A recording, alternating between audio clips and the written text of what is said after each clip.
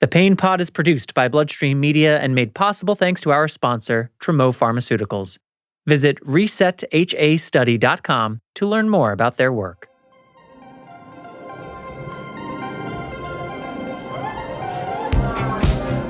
Today is the last full week of senior year. Seniors rule! Go Pandas! You better keep in touch. I'll never forget you. These are the best years of our lives. Woo! And for some, today is crucial because it represents the culmination of the past 4 years. From the first awkward freshman homecoming pep rally to an unforgettable night at senior prom. Many will cherish these memories and look back and think, wow, that was really the time of our lives. But how could I possibly handle school on a day like this? This is my 9th sick day this semester, and it's getting pretty tough keeping up with all the work. If I go for 10, I'm probably going to have to retake European socialism. But who needs that anyway? As Ferris Bueller says, life moves pretty fast. If you don't stop and look around once in a while, you could miss it. But the truth is, I've been stuck here looking around, and let me tell you, for someone like me who has chronic pain, it ain't all that it's cracked up to be. Because of chronic pain, I've missed a lot these last 4 years. But I hope that the next few years will be better than before. Hi, I'm Mel Forrest, and you're listening to The Pain Pod. I've been the host for The Pain Pod since season 2 and a fan before that. And I know chronic pain can affect anyone. But as much as I hate admitting it, I sometimes find myself associating chronic pain with aging. It's hard to imagine a child experiencing persistent and gnawing discomfort. Common misconceptions about kids bouncing back from injury or pain easily come into play, not to mention the fear of pain defining a person at such a young age. Because you know I love a good quote, I'll leave you with this one from the excellent teen movie, The Breakfast Club. You see us as you want to see us, in the simplest terms, in the most convenient definitions. But the truth is, children feel pain, and sometimes that pain becomes chronic. Last season, we talked with the expert Dr. Lonnie Zeltzer and caregiver Donna Sullivan about how pediatric pain manifests and what parents and caregivers can do to help.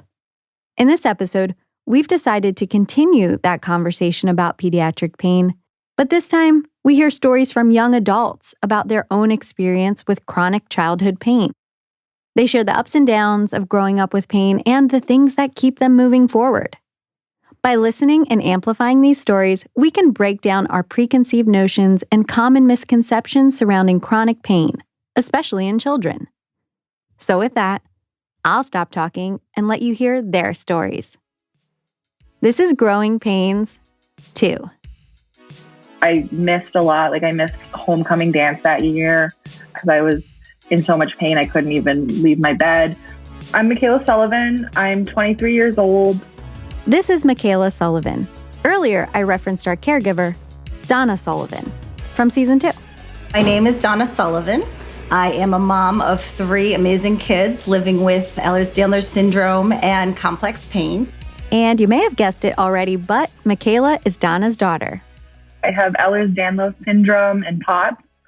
I have chronic pain from a spinal fusion. I've had 5 back surgeries. I have my day-to-day EDS pain, so shoulder, hip, ribs. But I feel like I have gotten better at managing it. Ehlers-Danlos Syndrome, also known as EDS, is an inherited disorder that mainly affects the skin, joints, and blood vessels. And symptoms include overly flexible joints or skin that is elastic and bruises easily. Postural orthostatic tachycardia syndrome, or POTS, and my new favorite tongue twister, is a blood circulation disorder that can sometimes cause fainting due to the reduced blood volume that occurs when standing up. Michaela shares how her own journey began. So I would say for me, growing up, I kind of always had these weird little things that no one really knew what it was. I would my knees would hurt or my feet would hurt. I was on crutches at one point and they couldn't really figure out what happened. They were like, well, you only jumped from a normal level. That shouldn't have happened. So little things like that. And then I was diagnosed with scoliosis. I was probably 10, I want to say. The pain got worse as my scoliosis progressed because it was like pushing on my lungs. And then after my first surgery.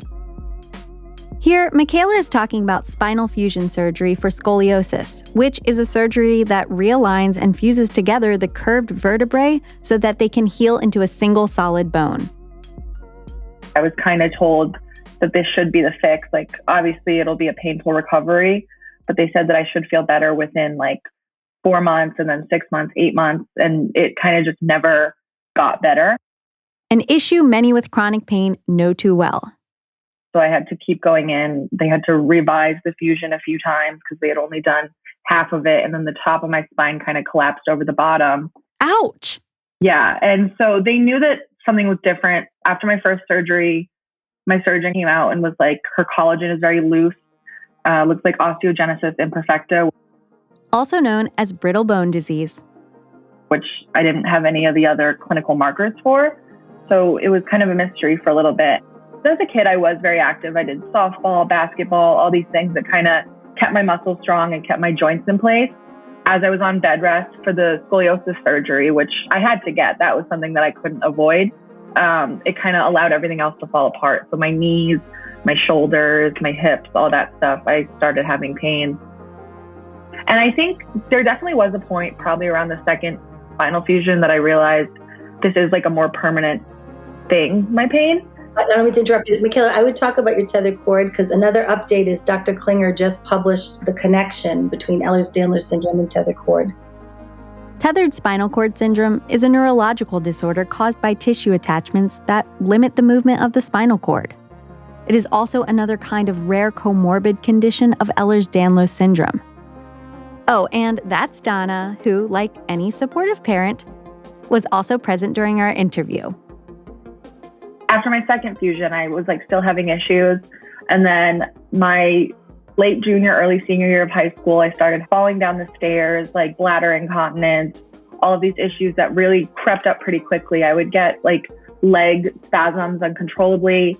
I was wheelchair bound. So that was very scary psychologically, but also physically. I'm like, I don't know how this is going to progress.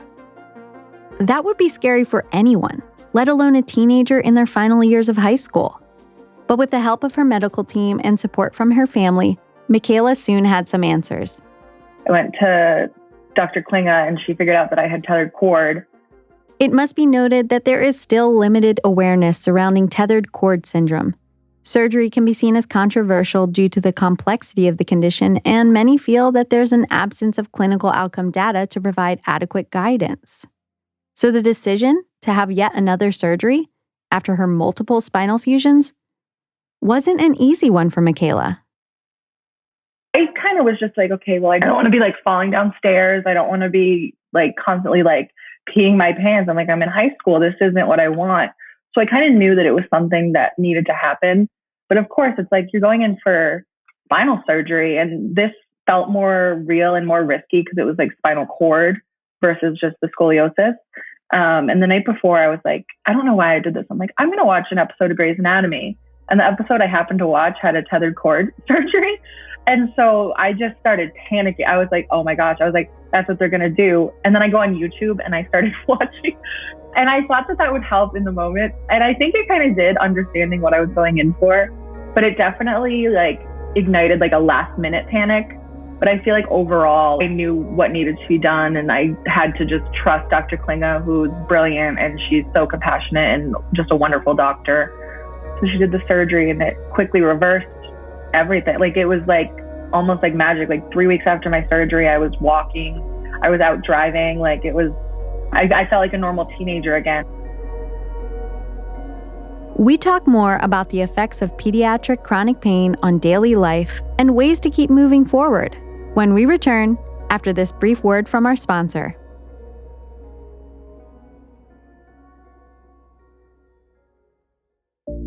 Hi, I'm Patrick. Chronic pain can be caused by many things, but if you're like me and have severe hemophilia, chances are some of your pain might be the result of what's called Hemophilic Arthropathy, or HA for short.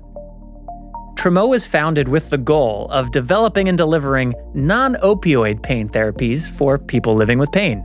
Tremo's RESET-HA study is a clinical research study for people who experience joint pain due to hemophilia. The study's evaluating an oral, non-opioid, investigational drug designed to be taken once a day to see if it may potentially help relieve joint pain and improve physical function in people with hemophilic arthropathy.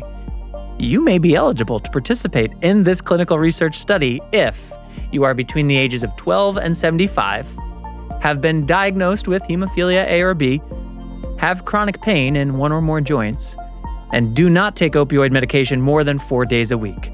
If you are interested in learning more about taking part in Tremo's RESET-HA study, visit resethastudy.com. That's RESETHASTUDY.com to find a study location near you. Reset the way you manage your pain. Visit resethastudy.com today.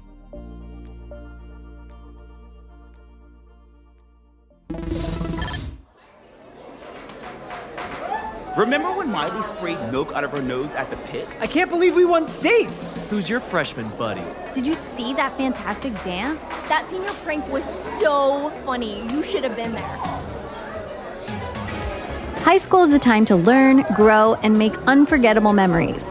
But for someone like Michaela Sullivan, who has chronic pain caused by chronic illness, these memories can seem a bit blurry. Sure, high school is different for everyone. I mean, I didn't want to go every day, but these milestones and ongoing social interactions are essential for a person's growth and mental well-being. Michaela shares some of the frustrations she encountered due to her pain. I remember so vividly, I really wanted to go to the Patriots Super Bowl parade. And this was when I was like very severe. And so my friends helped me. We brought the wheelchair, and it wasn't how I wanted to do it. And it worked. I still had fun. I was in a lot of pain after, but it was little things like that. I had to definitely make like adaptations. I missed a lot. Like I missed homecoming dance that year. My friends, they did Friendsgiving. I missed that because I was in so much pain I couldn't even leave my bed.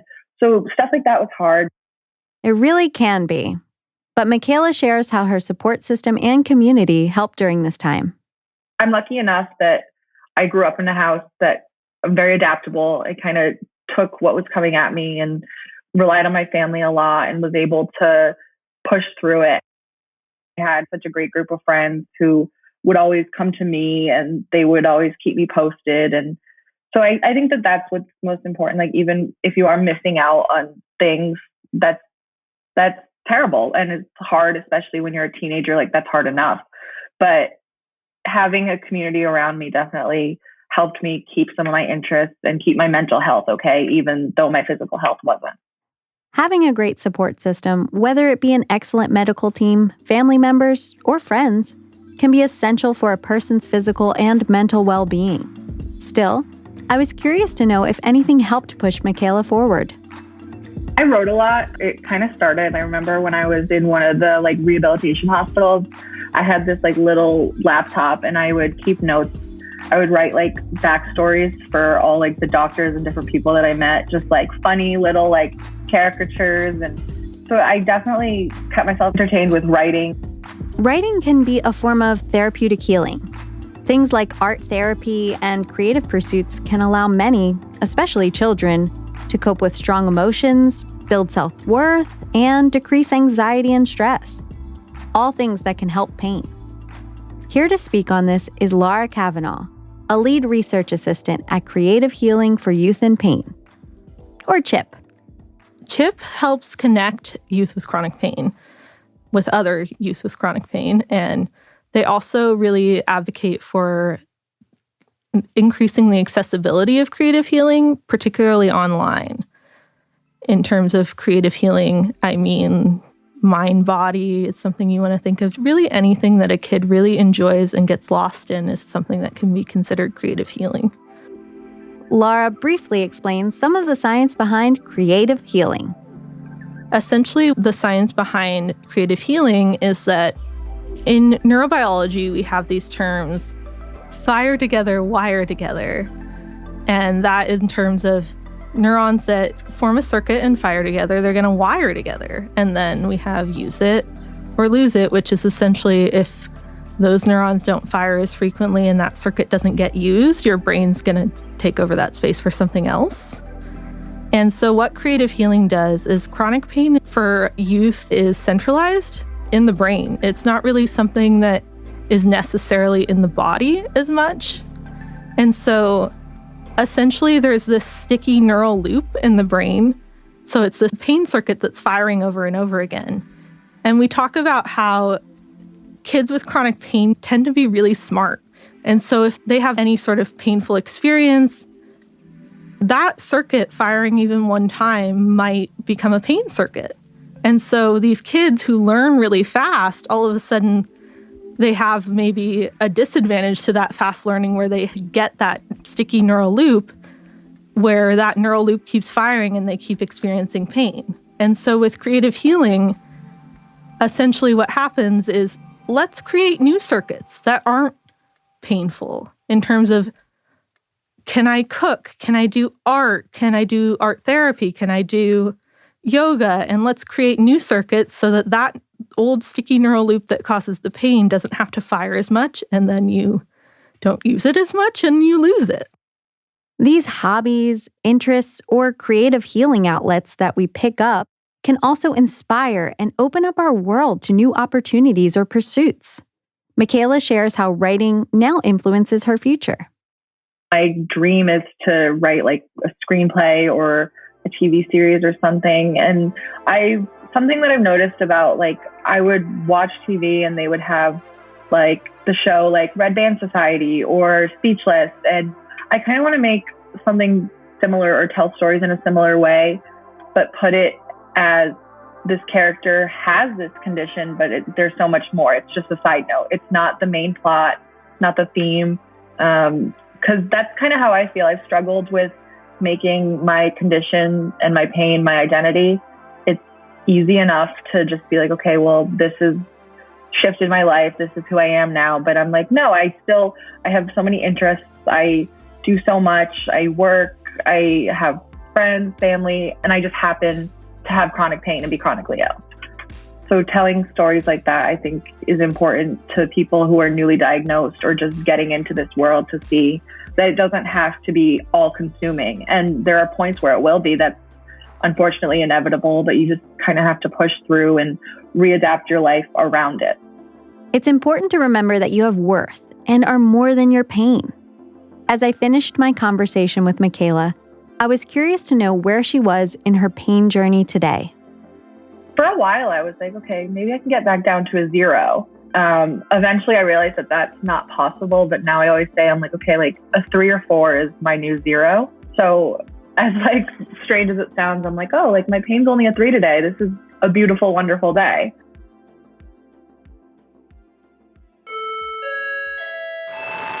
So as you move on to the next part of your life, whatever that may look like, remember that the experiences you've had and the people you have met have helped shape the person you are today. And you don't need to be defined by one thing. Each of us is a brain, an athlete, a goofball, an artist, a friend, and so much more. So keep being you despite the pain. And know this. You still get to have your life. You don't have to worry about the future being affected by your pain. 30 minutes out of your week is probably going to be really, really helpful in connecting for the relationship. We talk relationships, intimacy, and chronic pain next time on The Pain Pod. The Pain Pod is written and hosted by me, Mel Forrest, produced by Keith Corneluk, edited by Jose Miguel Baez, artwork by Ryan Gielen and Christina Newhard, post-production support from Joshua Sterling Bragg, Rob Bradford, Allison Stoney, and Avra Friedman, and executive produced by Patrick James Lynch. The Pain Pod is produced by Bloodstream Media and presented by Tremo Pharmaceuticals. Tremo's Reset HA study is a clinical research study for people who experience joint pain due to hemophilia. And you can learn more about it by visiting resethstudy.com. And as always, if you like this episode, make sure to subscribe, rate, and share The Pain Pod. Thanks so much for listening. I'm Mel Forrest, and we'll be back next time with episode 4 of The Pain Pod.